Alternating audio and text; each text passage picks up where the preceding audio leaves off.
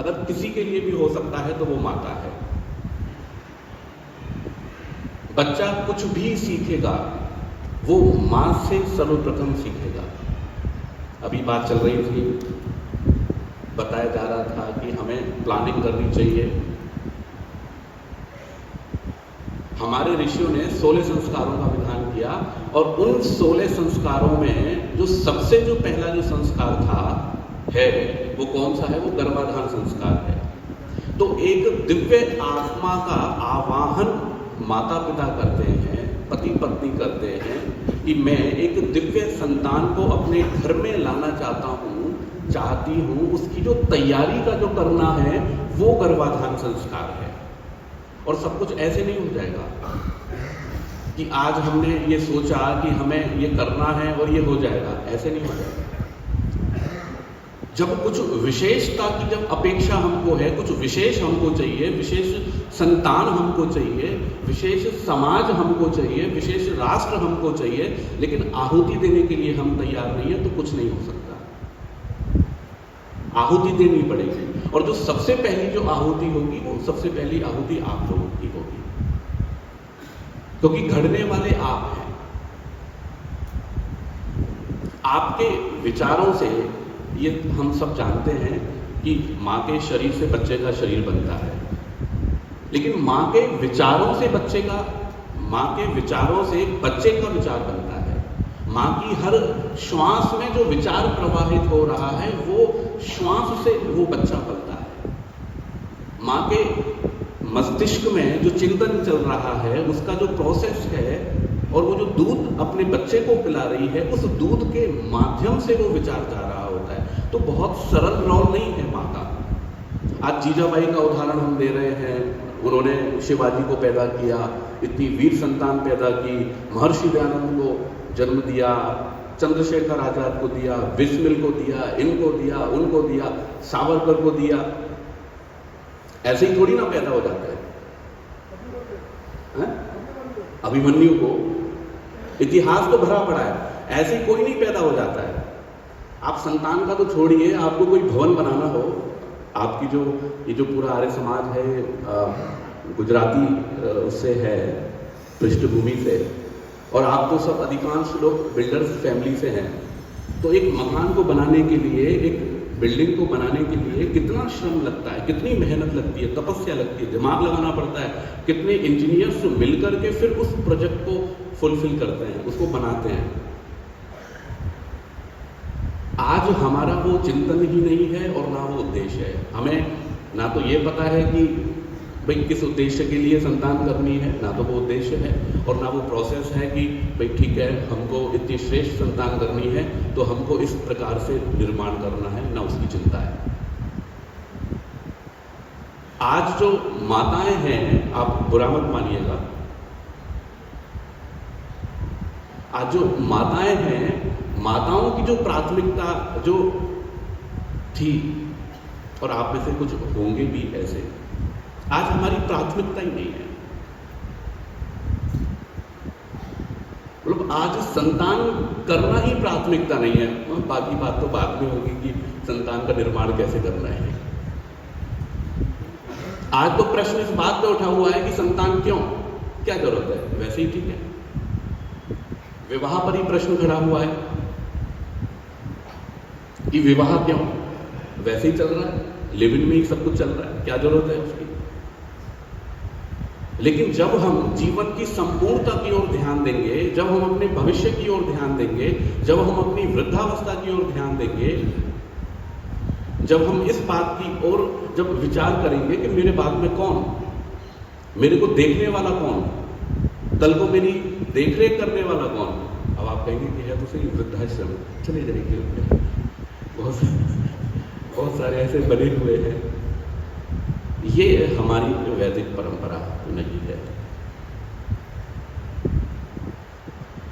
किसी भी निर्माण के लिए एक मूल्य चुकाना पड़ता है, बहुत बलिदान करना पड़ता है, तब जाकर के कुछ बनता है।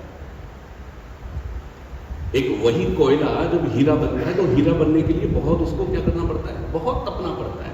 एक सर्टेन टेम्परेचर पर जब विपरीत परिस्थितियों में जब वो कोयला जब रहता है और बहुत लंबे समय तक जब वो रहता है तब जाकर के वो क्या बनता है, हीरा बनता है। और उसी हीरे के लिए, उसी निर्माण तक पहुंचने के लिए और उसी लक्ष्य के लिए हम सब लोग यहाँ पर ये महिला सम्मेलन कर रहे हैं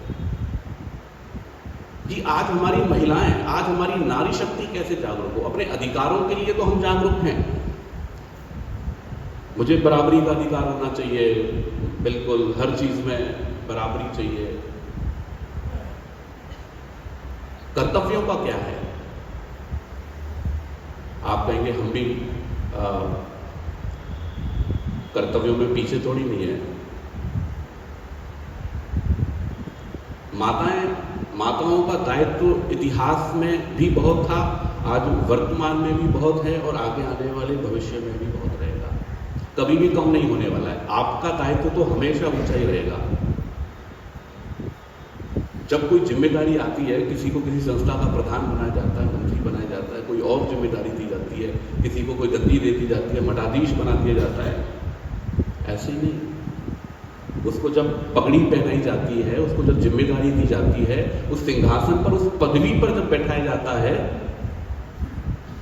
तो उसके लिए उसकी उतनी ही बड़ी जिम्मेदारी बनती है। ऐसे ही नहीं मिल रही है वो गद्दी। आप जो उस सृष्टि की रचयिता आप कहलाती हैं, आप सृष्टि की रचना करने वाले आप कहलाते हैं, निर्माता आप कहलाते हैं, तो ऐसे ही थोड़ी नहीं है ये आपको मिल गया है। आज आप कहते हैं कि बस हम ही सारा सेक्रीफाइस करेंगे, हम ही को ही सारा करना पड़ेगा, हम ही सारा सहेंगे, हम ही कोई सारा सुनना पड़ेगा, हम ही कोई पिसना पड़ेगा, नौकरी भी जाओ, घर का भी करो, ये भी करो, वो भी करो, सब करना पड़ेगा, आपको ही करना पड़ेगा।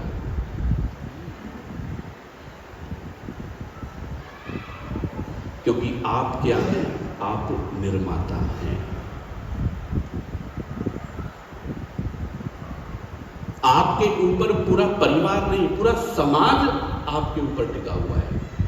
आप किस दिशा में इस समाज को लेकर के जाना चाहते हैं, आप किस दिशा में इस राष्ट्र को ले जाना चाहते, किस दिशा में आप राष्ट्र को लेकर के जाना चाहते हैं, ये आपकी सोच के ऊपर निर्भर करता है।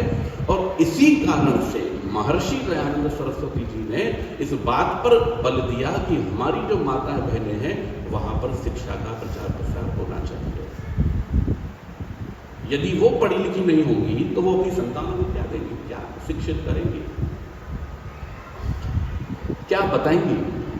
जो खुद ही दीपक बुझा हुआ है वो दूसरों को क्या बताएगा, क्या सिखाएगा, क्या मोटिवेट करेगा, क्या उन्नति की बातें करेगा? लेकिन हमारी भारतीय संस्कृति की इतनी महत्ता है, इतनी विशेषता है। अभी जैसे बता रही थी, उनका वाक्य मेरे को सुनाई नहीं दिया कि उनकी माँ ने उनको क्या कहा, लेकिन अनपढ़ होते हुए भी हमारी संस्कृति की जो माताएं बहनें जो हुई, आज तो शायद इनमें से कोई हो जो बहुत कम पढ़े हुए हो, शायद बुजुर्गों में कोई हो, बहुत कम पढ़े लिखे हुए होते हुए भी वो संस्कार जो उन्हें परंपरा से मिले, उनका ये तो प्राथमिकता रही कि नहीं यार कुछ भी हो, लेकिन हमारे जो संस्कार जो मेरे घर के हैं, मेरे परिवार के हैं, हमारी संस्कृति के हैं, भारत के हैं, वो संस्कार को मैं अपने बच्चों के अंदर दे करके रहूंगी। और उसके लिए उन्होंने प्रयास किया, अनपढ़ होते हुए। और आज हम कितना पढ़े लिखे हुए हैं, कितना आगे बढ़े हुए हैं, सब कुछ हमारे पास में है, कोई कमी हमारे पास में नहीं है, लेकिन उसके बावजूद भी आज हमारी दिशा क्या है कि हम अपने बच्चों को उन संस्कारों को देने के लिए ही सबसे पीछे वाली पंक्ति में खड़े हुए। आज हमारी ये स्थिति है और हमें पता है कि हम बना सकते हैं, लेकिन ध्यान नहीं है। लगता है कि ये तो ठीक है, हो जाएगा, बन जाएगा, अपने आप पड़ जाएगा, फीस तो दे रहे हैं ना स्कूल की, कर लेंगे वो, बना देंगे वो। 1.5-2 लाख रुपए की फीस किस लिए दे रहा हूँ? इसलिए तो दे रहा हूँ अपने बच्चों के लिए। बना देंगे स्कूल वाले, कॉलेज वाले, वो तो जैसा बनाएंगे वैसा तो आज दिख ही रहा है। और जिन माताओं ने, जिन परिवारों ने इस ओर ध्यान दिया है, कल जो मैं आपके सामने बात कर रहा था कि दुनिया का सबसे बड़ा एसेट अगर किसी गृहस्थी के लिए अगर कोई है तो उसकी संतान है। ये आज नहीं समझ में आता है, बहुत बाद में ये बात समझ में आती है। जब बुजुर्गों के पास में बैठते हैं तो उनको लगता है यार सब कुछ है, लेकिन आज खाली है, हम कुछ भी नहीं है आज हमारे पास में। लेकिन जब सब कुछ था, जब उन्हीं के हाथ में था, वही निर्माता थे, वही बनाने वाले थे, वही करने वाले थे, लेकिन उस समय पर ध्यान नहीं दिया। जब कच्ची मिट्टी थी, जब उसको बनाया जा सकता था, मोल्ड किया जा सकता था, जैसे चाहो उस शेप में लाया जा सकता था, उस समय तो ध्यान नहीं दिया। अब उसके बाद में हम चिंतित हो रहे हैं, तो अब काम नहीं चल रहा।